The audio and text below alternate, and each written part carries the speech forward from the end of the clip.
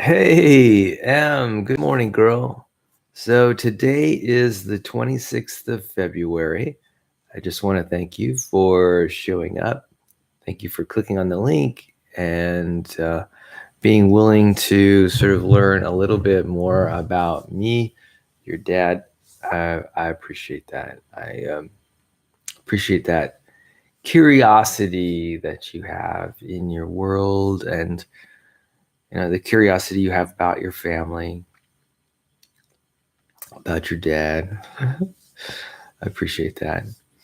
Today, actually yesterday, I thought of an interesting solution to a problem which I think we all have at times, and that is motivation.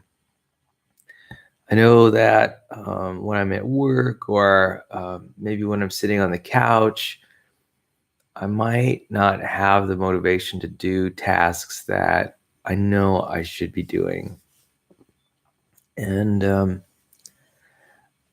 I thought that, one of the things that might be holding me back is just not being interested in the task. There are times when I can get a task done, lickety split, no problem.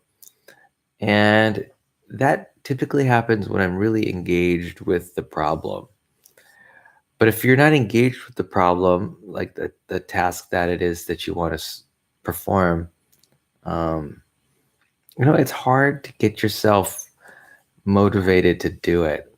So I thought about the Pomodoro technique and how you can decide to focus on a certain question for say 2 minutes or 5 minutes or 25 minutes or a certain task. And you could start with doing the task right away using the Pomodoro method. But I think it's possible to do maybe a pre-task motivational Pomodoro method where you spend 2 to 5 minutes getting curious, intentionally getting curious about the task that you're going to perform next. And I have a feeling that this can really help a person get motivated, get passionate, get energized to do any particular task. There's this motivation step that needs to happen. So here's my idea. My idea is to get a 2-minute Pomodoro out, get out a stopwatch and do 2 minutes of asking questions about the task that you hope that you might want to perform.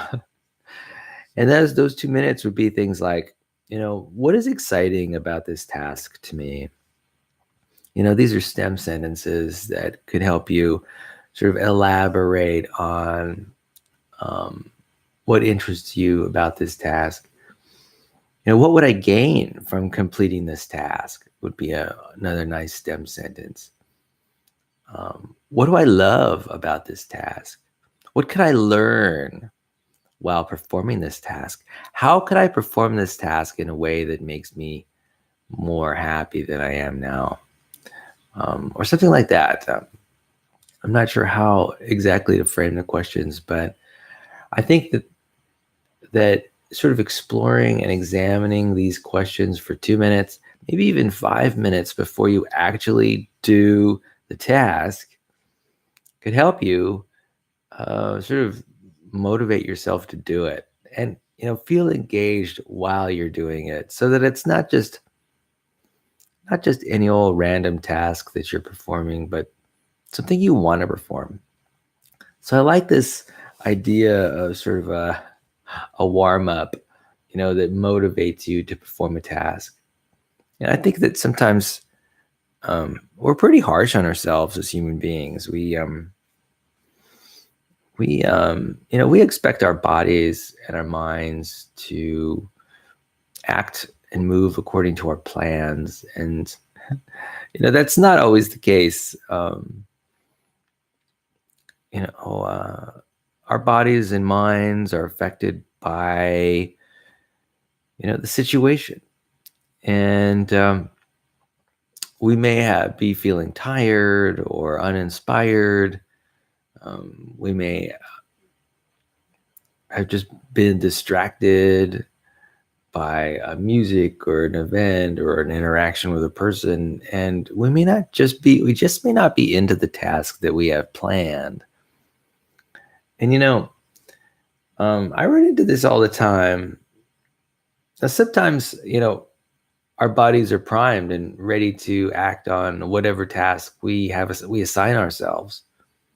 And then when the calendar appointment comes along and notifies us of that task to be completed, often if we're open to it, and it's great that we're open to it, we've got the energy to do it, and then we decide to do it. That's wonderful, but it's not always the case. I very frequently, I've got tasks show up, and I just don't care to do them. I want to do something else. Yeah, it's kind of funny how that works out. But I really like this idea of sort of like a motivational Pomodoro. Believe it or not, I have not done the motivational Pomodoro idea. I had this idea yesterday, and I was struck just about how genius it was, and I just haven't done it. And so I'm kind of curious to see if it works. Maybe I'll try it today. I'll spend 2 minutes asking curiosity questions, building my curiosity, building my interest in the task before I even do it. And I have a feeling that it'll give me a lot more energy, and I'll be happier doing each and every task. And as a result, I'll be more productive. And as a result of being more productive, be the kind of person that I want to be. Become more like that person that I want to be. So that sounds like a wonderful thing. So I wanted also to talk about, on another subject, I wanted to talk about iMovie and how I'm enjoying using that software, putting together videos. I sent you a video last weekend that catalogs the experiences I had the previous week. And turns out I really like using iMovie. The software is easy to use. It's intuitive. I kind of wish there were a few more features to it. It just might be that I'm so new to using the software that, I don't have a really, I'm just not competent enough using the software to, identify all the possibilities with it. But anyway, I'm really happy about it. I think it can be something that I can sustain. Taking photographs, taking movies regularly, and then putting this footage in the movie format, and then sending it to you as a text every day, every weekend, as a recap to what happened during the previous week. I think that's a great communication tool, a great communication strategy, and I think it'll help us get closer together. And I'm certain it'll help you learn more about me. And hey, that's wonderful. That's what this is all about, right? This is all about familiarity, communication, connection, and, learning, and hopefully my actions will inspire you to create movies yourself and send them to me. Hopefully, and I'm curious if what I'm doing will spark your creativity and spark your interest in this area. Creating movies and videos is a really creative endeavor. Personally, I like photography, and I love taking photographs. I love taking videos. I think I like taking photographs more than I like taking videos, but it's all enjoyable. And I like the process. I like the technology.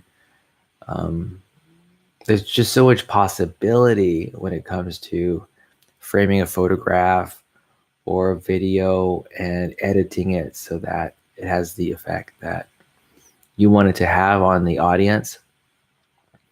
I think it's kind of a powerful way to engage in creative expression and to influence others. And, it's fun. It's just fun because, why? Well, because, I learn a lot from, the software that's out there is just mind blowing. In fact, I'm really loving this iMovie software. I think it's so simple and it's really helping. I think it's going to help me sort of express myself creatively in a lot of different contexts. The other day, I was thinking of producing a video that I would share on Facebook. Um, and So that's cool. And I was also thinking about possibly using iMovie to help me during the videos that I make on YouTube.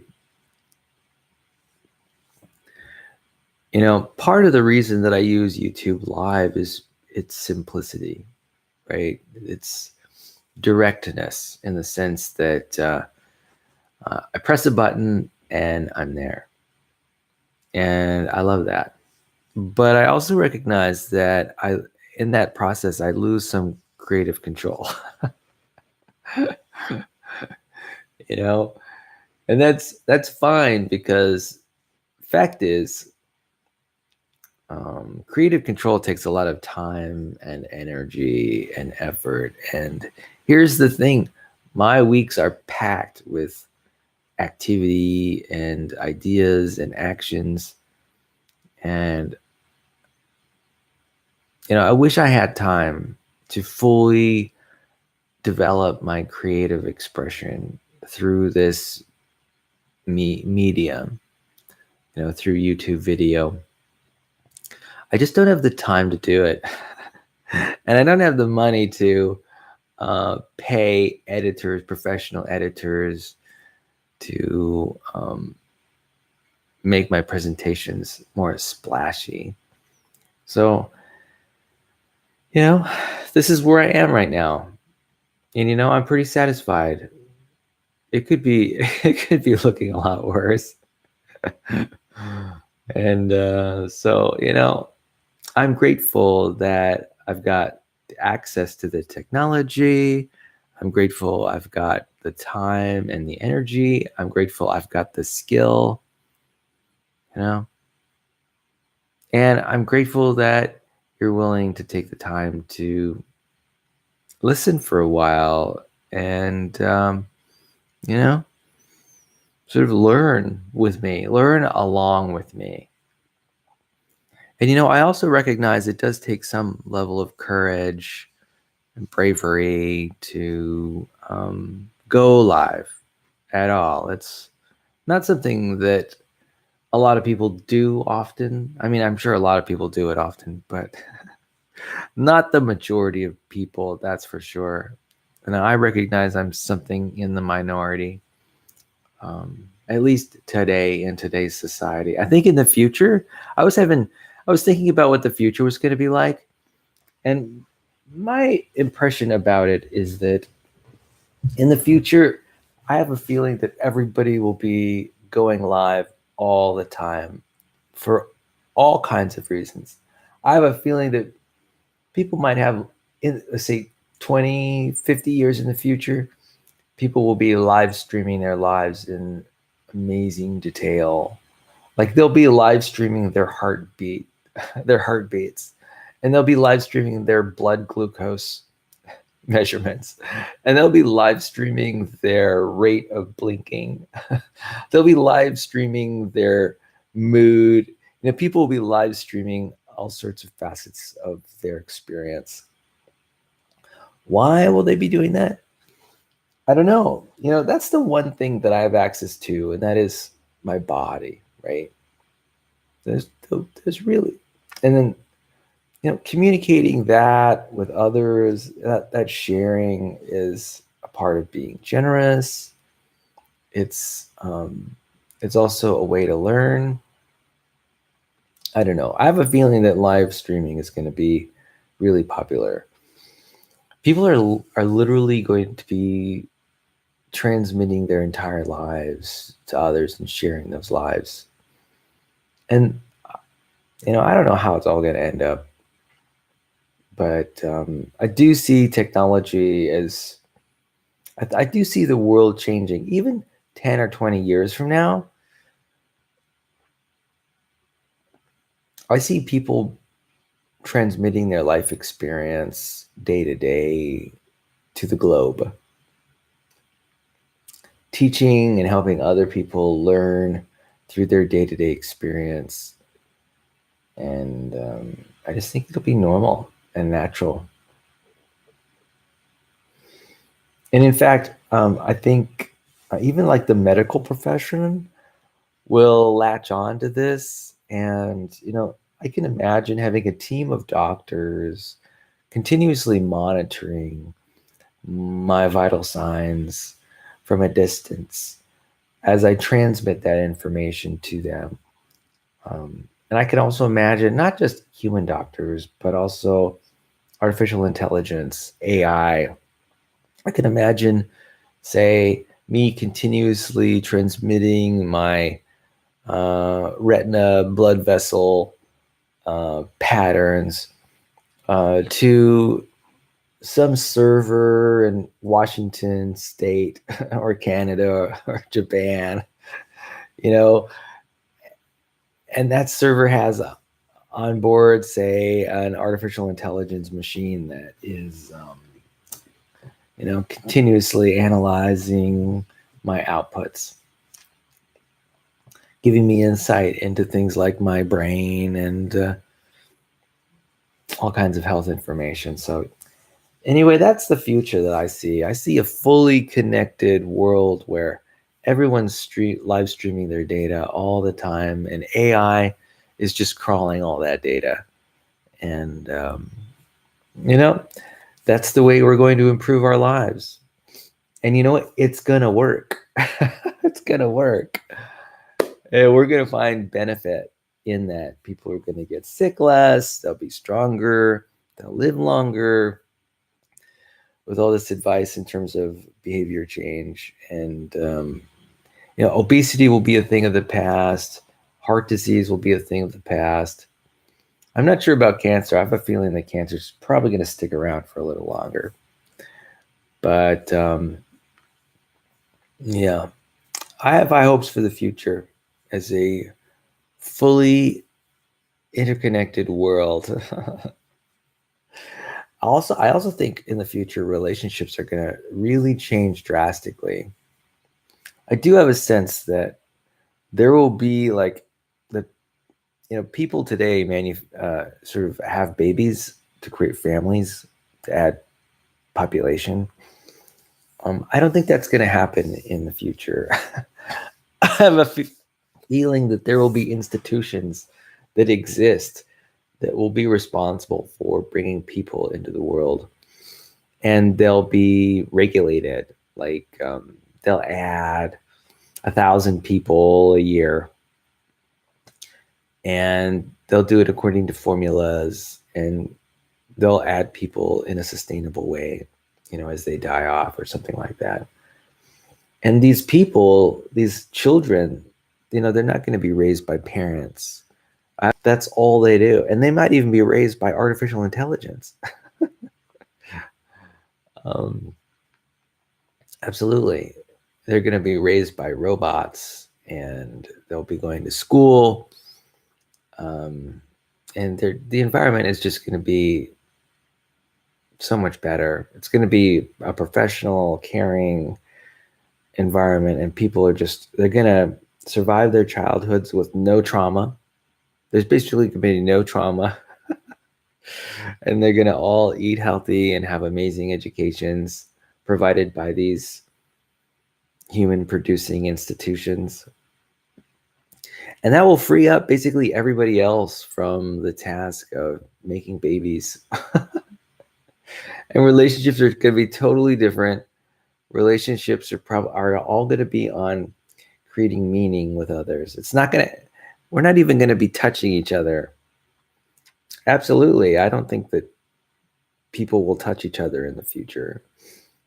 I mean, they might, but I have a feeling that we're going to be like people in a box, and we're going to live in our homes, and our homes are going to be like 10 by 10 by 10, and everything, we're going to be hooked up to machines, and the machines are going to exercise us, and they're going to feed us, and we're going to have this audio visual room, or actually just around our heads there's going to be these audio visual, maybe it's even going to be like a neural link where we plug in, uh, maybe it won't even be a plug, it'll probably just be sensors at a distance, and we'll be able to, with technology we'll be able to sort of communicate.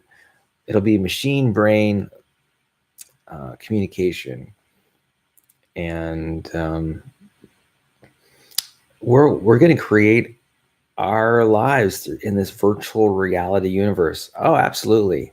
Absolutely. We're not even going to live in reality. We're going to be living inside these virtual realities, these virtual worlds, computer worlds, like multi-level, um, not multi-level, but massive multiplayer dungeons. Although they're not going to be dungeons. they're going to be just amazing life experiences inside machines. Oh yeah, totally. I mean, and this is already happening. Look at all the kids who are playing video games. It's going to be the same, except it's going to be better. Yeah. And these machines will take care of our bodies. Oh yeah. I totally see it. And it's not going to be, it may not be 20 years from now, but 50 years, 100 years from now, yeah, we won't even need to transport ourselves from point A to point B. There's not going to be, we're not going to have cars in the future, or planes, or boats. Why would we have any of those things? when we can have machine brain communication, we can communicate instantly with everybody else. No one is going to ever get a sprained ankle in the future, because no one will ever be walking. It's true. That's the future I see. That's where it's coming to. And you know what? It's going to be a good life. Why? Because see, human beings are meaning machines. We're continually telling ourselves stories, and it's really the story that compels us and motivates us and makes us who we are.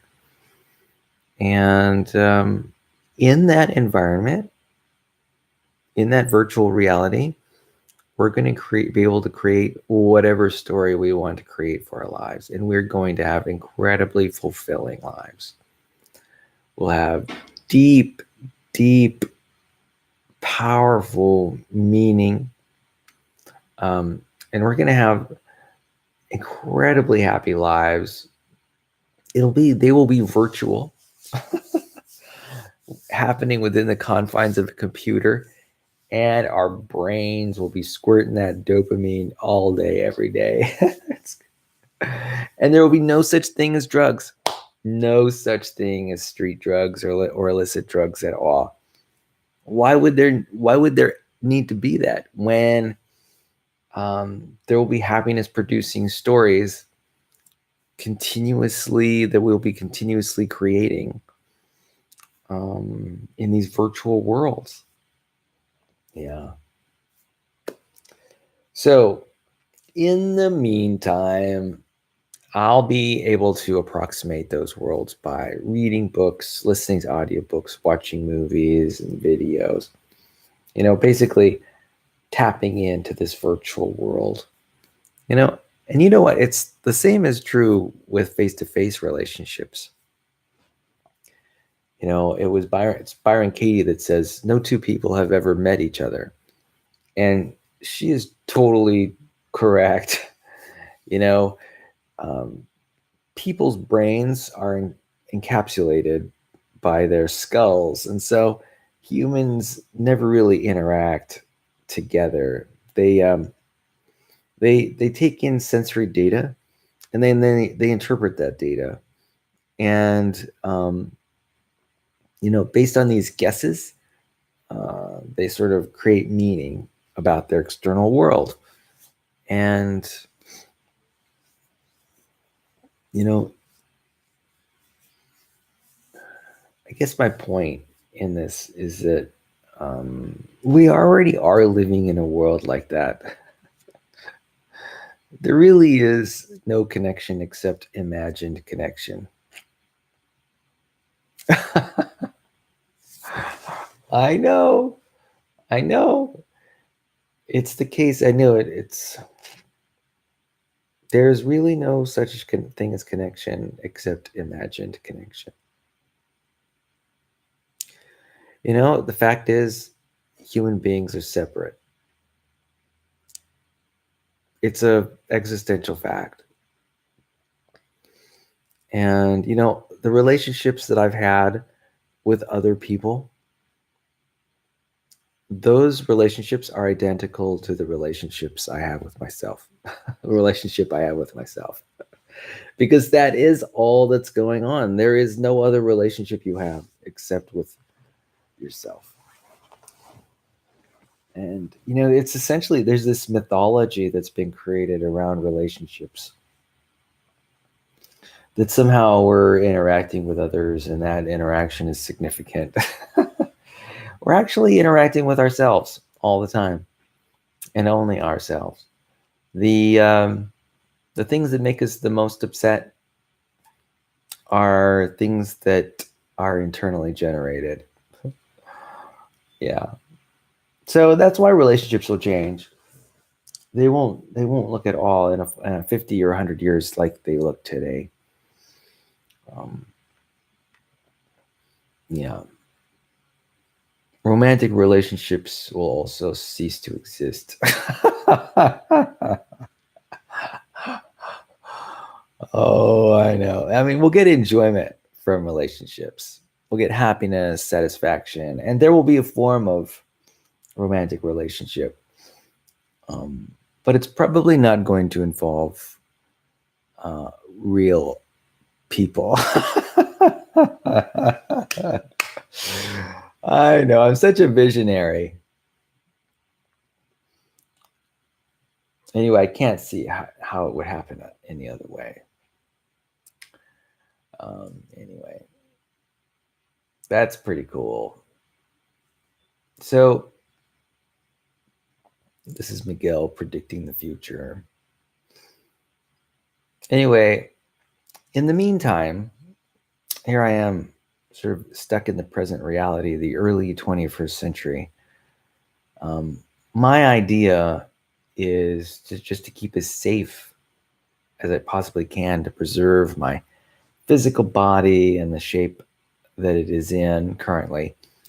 Make sure that my joints are well lubricated and are not damaged by injury or accident. Protect not only my joints, but protect my bones and my muscles, protect my brain, my nervous system, making sure that I don't expose my nervous system to any disruptive chemicals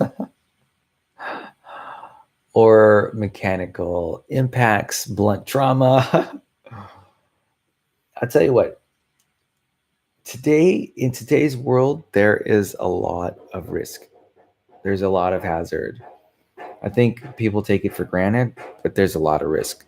Like every time I hop in my car to drive around town just to go to the grocery store, I put my life at risk.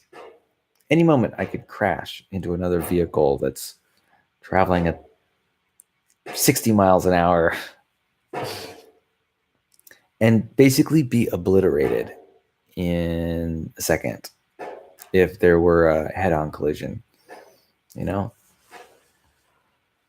I mean, I have to climb stairs to get to my apartment.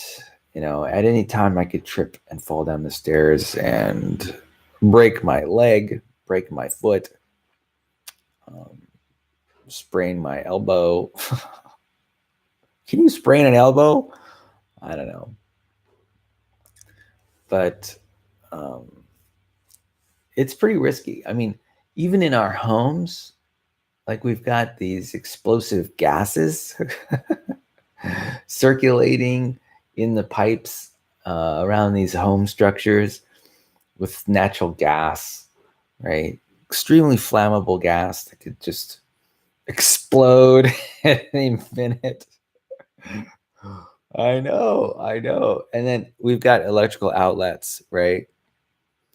Um, amazing miracles of modern technology, these electrical outlets. But at any time, if I stick a knife in them or something, or a fork in them, I could get zapped pretty harsh, and my heart might stop. There's just so many. I mean, there's earthquakes could happen, hurricanes. There's just, I don't know. Life is risky. That's one of the things that I've been learning about in my education at Allen Hancock College. I've been taking a few of what I'd call occupational classes, classes related to the kind of work that people actually do. Construction, right? Automotive mechanics. I've been taking some auto classes, machine classes. I'm taking a welding class right now. And what I'm learning is that a lot of people out there are exposed to a lot of risk. I mean, for example, with welding, there is risk related to the high pressure gases that are used during the welding process, and there is risk related to the heat of, say, the oxyacetylene torches and the arc welders, and it's not just heat. There's also, the electrical arcs have high voltages and high amps. At any time, you could get zapped if your grounds aren't good enough. It's really phenomenal just how much risk people endure. And then there's also like acoustical hazards, right? There's noise. A lot of workshops today, construction shops, there's just noise everywhere. These machines are producing extremely loud sounds to, I don't know, whether it's grinding metal or, I don't know, whether you're turning on fans that are continuously humming. There's just a lot of different sounds going on. It's no wonder to me that people lose their hearing frequently in our society. So there's a lot of older people who their hearing is just not up to par because, this is I think we're still stuck in the industrial revolution. There's plenty of machines out there that will change your life if you sort of operate them improperly. Literally they could like cut off your hand. I know. It's risky out here in this world. At least I'm thankful about the safety culture that I operate in, that I think that it'll do a good job sort of keeping me out of trouble. It's funny too that even our recreation is extremely risky. I think of parachuting. I've gone parachuting once, and then I went parachuting again in a wind tunnel.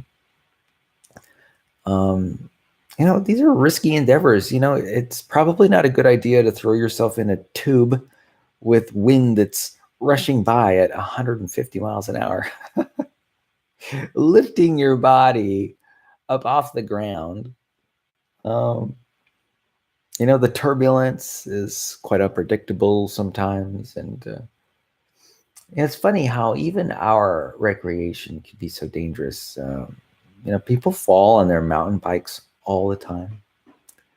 And when people go surfing, they're surfing among the sharks and among the, and beaches,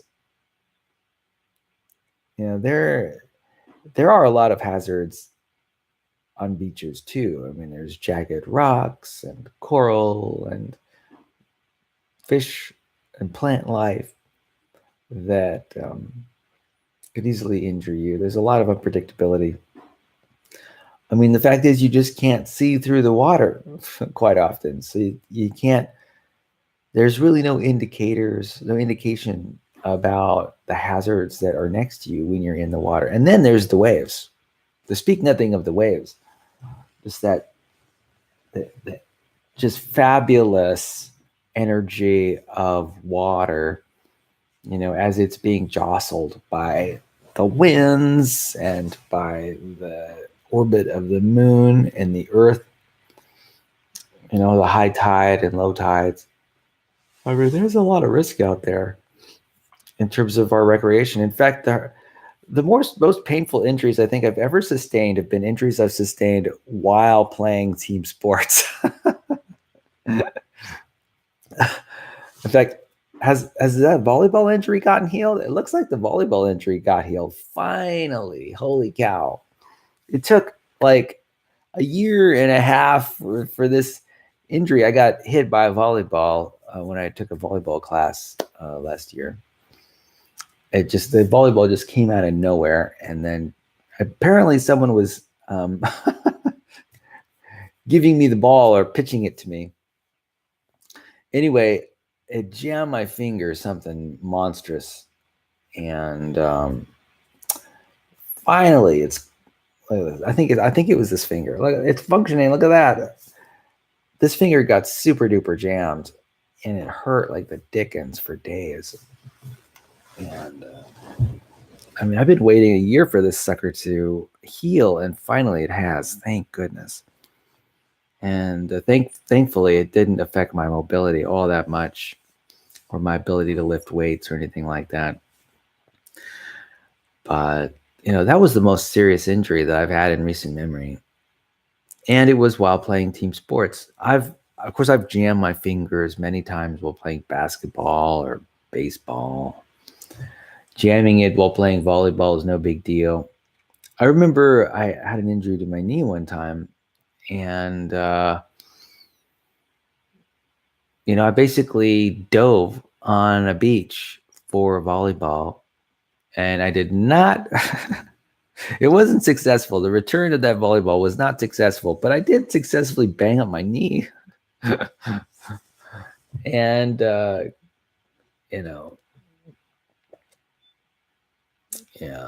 team sports can be pretty injury producing. That's why I like the individual sports. I like the weightlifting, the swimming, the biking, the running.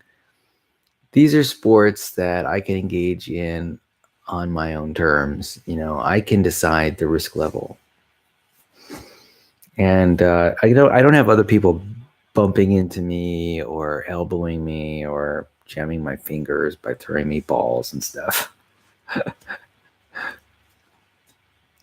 So I'm really thankful for that. Now, there are a lot of individual sports where a person can get injured too, like skateboarding, for example, surfing, another example. So, not every individual sport is like really safe, but some are. Anyway, I'm glad my volleyball injury has been healed. So, what I'm thinking is maybe we can go to MJ Ryan's book, Happiness Makeover, and discuss some concepts that I highlighted in the book. Let's see. So I've got my iPad Pro here. And so on page 14 in MJ Ryan's book, Happiness Makeover, I highlighted this passage. The passage reads, "But the possibility of experiencing the joy of being alive, of appreciating what we can in our circumstances, of letting go of unnecessary burdens, of giving to others is also real. We have what we need to be happy. In every moment, we can choose where to focus our attention and therefore how we feel." Okay, this is exactly the highlight I discussed yesterday. But so, yeah. So this idea of choosing where to focus our attention is basically the linchpin. It's the key to being happy. And I was struggling with this today. In fact, um, you might know that I'm somewhat self-analytical, and I do this self-analysis to sort of do better at, say, managing my inner dialogues, my inner voice, and making sure that um, it is helping me instead of hurting me. And one thing I noticed is, you know, that there are times when my inner dialogue, when my narrative might say a phrase, I might say a phrase to myself that is somewhat disturbing. And it's just somewhat bothersome, rather. And today, even this morning, I was questioning why I say particular phrases. Like, I can't stand this. I mean, I don't actually say this phrase a lot, but there's a phrase that I hear other people say, and that is, I can't stand this. Or here's another one: I don't have time for this. Yeah, that's actually a good phrase. I sometimes say, I don't have time for this. Now, if you think about it, why would anyone say that? I don't have time for this. Ain't nobody got time for that. There's something about the phrase that's compelling, that it's almost as if there's a plan of action that's been established. And, anyway, I guess my point is that when you say phrases like that, you set yourself up for disturbance. And my guess is that disturbance will not help you be more effective in the world. I have a feeling that these phrases that are common in our culture, well, I think a lot of them cause unnecessary discomfort. And, these phrases often have connotations, right? Implications. There's an implied plan, right? An indirect plan. When I say I don't have time for this, basically what you're suggesting is that you have a plan for the future, and that you don't have enough time to complete the tasks that you've planned for if the situation keeps up as it is. So there's a lot of what I'd call underpinning of that concept, of that phrase. There's a lot of assumptions, right, that come into play when you say something like, I don't have time for this. Now, an alternative phrase would be something like, I've got all the time I need, right? So I don't have time for this versus I've got all the time I need. And, I was just noticing sort of the sing-song nature of those two phrases. I don't have time for this. It's kind of short and, sort of sharp. Whereas I've got all the time I need is sort of relaxation producing. It's sort of a melody. It's sort of a song that you sing to yourself, these little phrases. When you say, I've got all the time I need, there aren't very many assumptions there. I mean, I guess there is an assumption about planning. There's sort of underpinning notions about planning. But one is like really closed and the other one is open. I've got all the time I need. That's open. And I don't have time for this is closed. There's actually, it's interesting how that phrase is even said rapidly, right? I'm not saying I don't have time for this in a way that's as melodious and harmonizing as this one. I don't have time for this. it takes the it takes the edge. When I sing it in that way, it takes the edge out of the phrase. So I guess my point is that we sing these songs, these phrases to ourselves in ways to elicit emotional responses. And I think we do it unconsciously, thoughtlessly, you know? And I think that that the words that we use, the phrases we use, cause us a lot of unnecessary pain. When I say I don't have time for this, there might be other expressions alongside of it. I might start twitching. My heart rate might start beating faster. I might be getting angry. I might signal other people around me. They might receive a message, maybe a nonverbal message about how I'm upset. And then that might make them upset too, as they mirror my expressions. And, it's just so unnecessary. There's just a lot of disturbance going on. There's a lot of disturbance in the force. And I think that it's unnecessary because at any moment you could always choose to say to yourself, I've got plenty of time. And I've got as much time as I need. It's a very soothing phrase. And you know what? It's probably more true than less true. It's probably more true than the more disturbing phrase. So anyway, I've been thinking about this lately and about how people unnecessarily disturb themselves and how these judgments that they thoughtlessly use as they talk to themselves in their inner voice, using their inner voice, how, it's really somewhat tragic. It's just unnecessary. I think there's a part of people that thinks that they need to continuously be pinging their conscience, continuously be pinging their selves with discomfort in order to be more effective. But you know what? I actually think it's a mistaken idea. I think it's a mistake. I think it's mistaken. Yeah, I think there are probably other more effective ways to deal with, say, feelings of impatience than by saying phrases like that.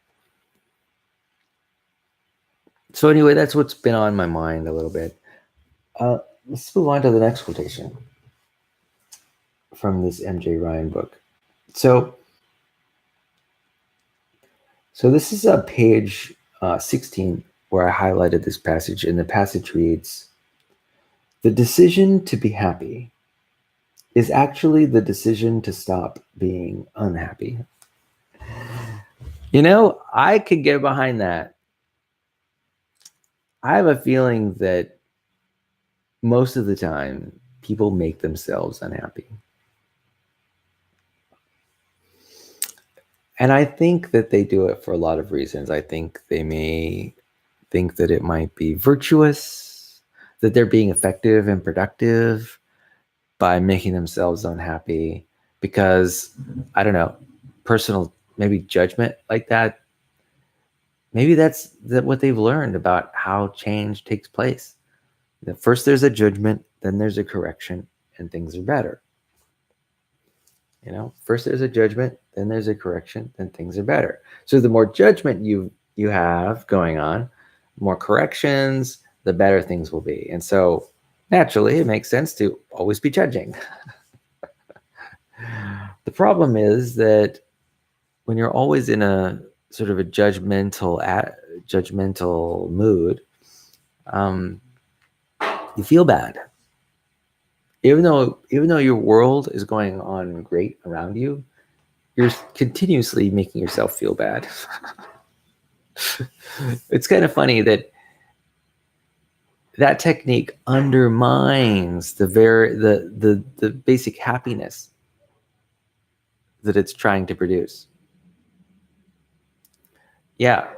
So, you engage in judgment as a person because you think it'll make you happier, or at least make your life better. And it does make your life better, but you're miserable because you're continuously judging.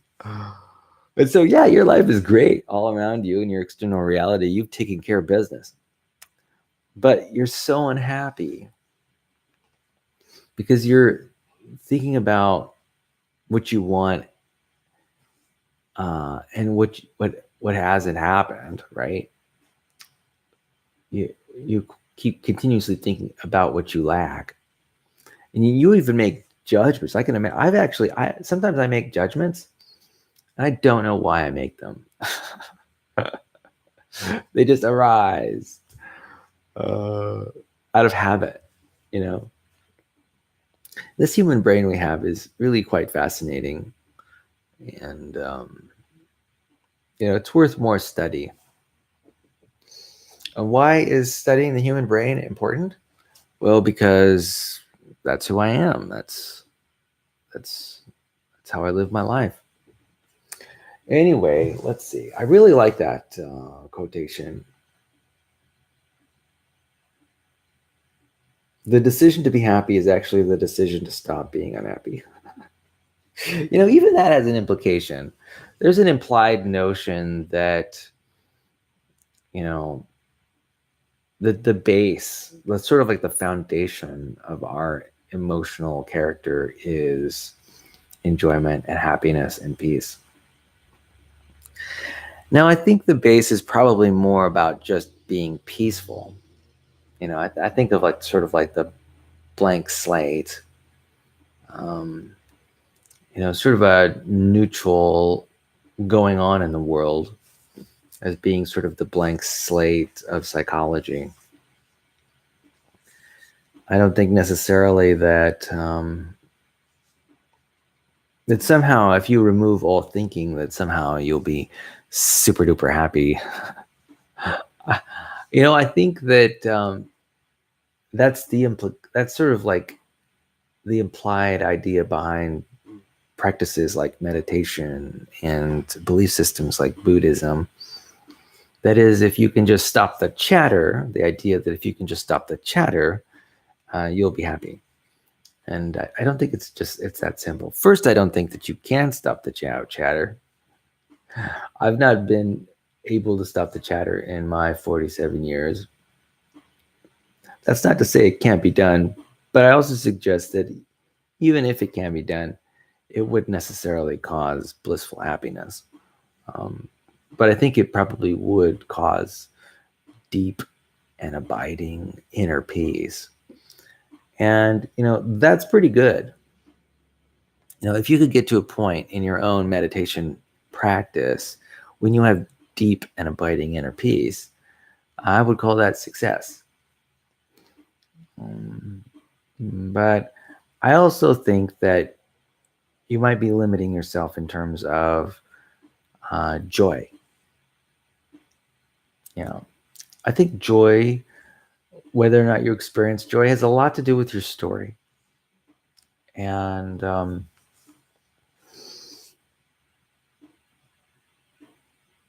so ridding your mind of the chatter also rids your mind of your ability to experience joy. Because joy is part of the narrative, man. It's part of the meaning. And also bliss. Bliss, I think, is also part of the narrative. And so by eliminating chatter, I think you also have the probably will eliminate bliss at the same time. So lower levels of joy, lower levels of bliss, and I also think lower levels of happiness would result for a person who completely eliminates their chattering mind. I think if you do that um, I think a person's life will just become quite neutral and peaceful, certainly. I mean, if you don't have a story, if you stop the chatter, if you stop the narrative, then what happens? Well, basically blank happens. A lot of nothing happens. You know, there's no need to be patient or to exercise the virtue of patience because there's nothing to consider. Yeah. So anyway, so my thought is that, even people who are really good at meditation, um, their lives, I'm sure, are quite peaceful, but I think there's something to say about the necessity of chatter and story and narrative and in creating happiness producing feelings. Yeah. Well, Emily, it seems like I've done a really good job today, sort of just expressing what's on my mind and um, taking up our time that we've had this morning. I want to thank you very much for being a part of my day. And I want to remind you that I love you and that I'm devoted to us together. I'm devoted to you. I'm devoted to supporting you as you grow into a young woman. And I want you to know just how proud I am of the progress that you've made and how satisfied I am about just how well you're doing. I'm just so thankful. There are a lot of parents out there who have children who are struggling right about now. I have a sense that, I'm sure you have your struggles as a teenager, and but I have a feeling that you are overcoming those struggles, and that you are, really on a good path. And I'm just so grateful for that. I am aware of other teens who are really struggling now, and to know that you're surviving and thriving really makes me proud and happy. And I just feel personally, I feel really at peace about the whole thing, and I'm just glad you're doing well. Anyway, and really, I actually feel really lucky. Lucky. I also know parents who have lost their children in death because of disease like cancer and other things. And I'm just so grateful that I'm not experiencing that right now. So anyway, with that, I'm going to bring this conversation to a close. And thanks for being a part of it. And I guess I'll catch you next time. And I hope you have a wonderful day and a wonderful week and a wonderful month and a wonderful year. And let's see, it's late February now, so March is coming up. St. Patrick's Day is coming up real soon. So that's exciting. And then Easter will be coming up. So we got a lot of awesome holidays to look forward to. I know I'll be cooking up treats in my kitchen. And actually, lately, I've been having a newfound interest in fruit. And so I'll make sure to let you know about what I'm doing when it comes to fruit in my kitchen. And I'll talk to you later, girl. I love you. Bye-bye.